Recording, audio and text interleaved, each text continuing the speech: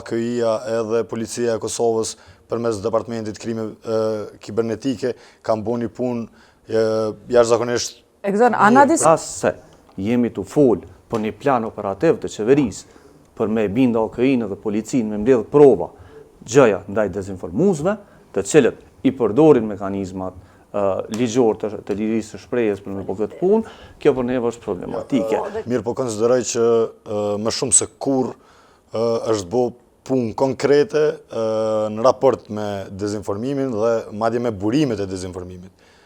Konsideroj që Republika e Kosovës ka pas një qasje jashtëzakonisht konstruktive në këtë aspekt, madje nëse diku duhet shihet edhe realisht shihet një ngecje, është mund të them institucioni i prokurorisë që ndoshta nuk e ka ndjekur hapat e mekanizmave tjerë qeveritar, për shkak që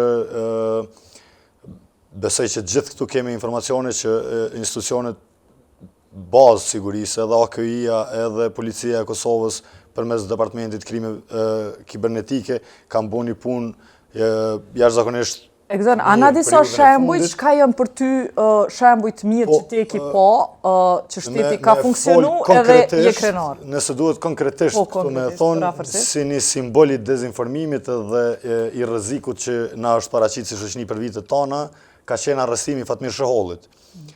Do të thotë një agent që për vitet tona, për dekadat tona është ditë që rrjedh prej një burimi spionazhi serb, ka vazhdu me u paraqit në media, televizione. Po sa the që prokuroria s'pe bën punën, ato e ka arrestu prokuroria. Fatmirësisht. E unë po të vesh që ka bo qeveria. Prandaj po them që u dash 26 vite, 25 vite konkretisht në prit, për me ndodhë një hap i tillë. Unë po mendoj që është një alarm për shtetin e Kosovës.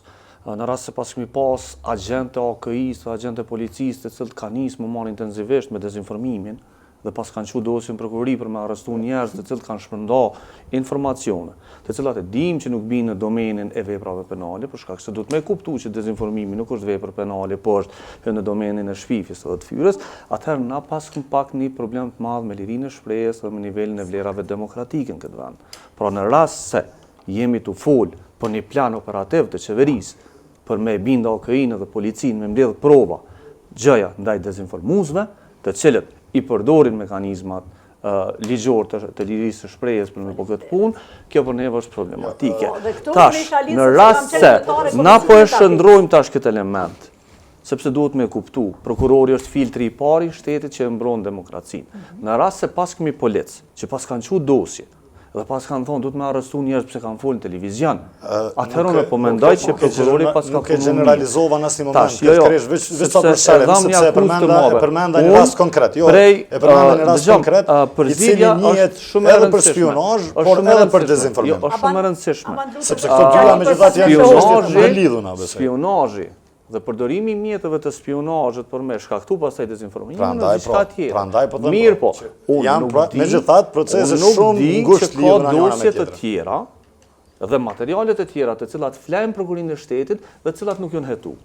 Për çfarë arsye nuk kisha lënë dhe nuk kisha dashur që një debat i tillë me u shndru në një akuzë gjoja tash prokuroria s'është tu arrestu këta që shpërndajnë dezinformata sepse na i kishim arrestuar gjithë. Është normale. Secili pushtet totalitar në Ballkan, gazetar do në mi arrestu, do në mi qunë në burg.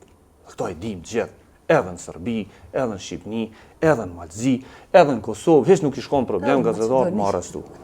Po është prokuroria, e cila duhet me qenë filtri i parë, e pastaj është edhe gjykata e cila ishtë dasht mi stopu këto gjana. Pra, unë nuk po du me leju që në që debat, gjëja mu glorifiku një punë e policisë të cilën unë nuk e di që e kam bo.